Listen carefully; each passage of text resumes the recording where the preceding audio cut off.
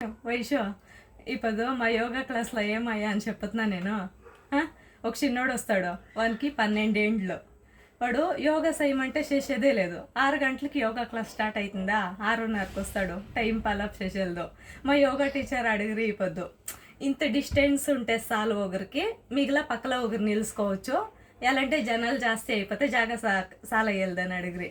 అని ఇంక వాడు చెప్పా, జాగా సాల వెళ్దు అంటే చిన్నస్వామి స్టేడియంకి పోదామని.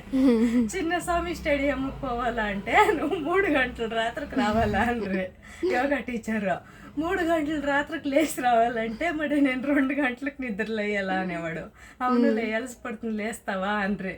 లేస్తాము, పోదామా చిన్నస్వామి స్టేడియంకి అంటే అనే అన్న. ఇంకా సరే అనేసి ఇప్పుడు అన్న ఇంకా మా యోగా టీచరు సరే ఇప్పుడు సూర్య నమస్కారం చేస్తామా అండ్రి.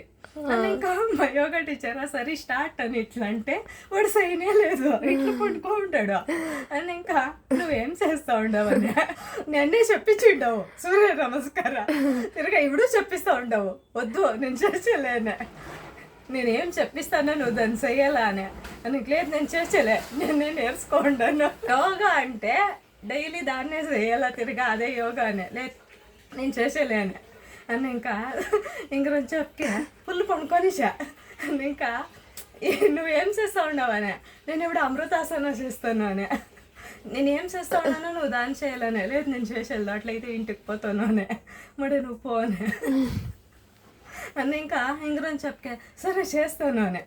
చేస్తాను అంటే ఇట్లా ఇంకొని ఆసన చేస్తామా అని మా యోగా టీచర్. అని ఇంకా లేదు నేను అది చేసేదని. ఎలా అంటే నాకు గ్యాస్ వస్తుంది. మా యోగా టీచరు నువ్వు ఇంటికి వెళ్ళాడు అందరికి డిస్టర్బ్ అవుతా మ్యాట్ ముడుచుకొని వెళ్ళి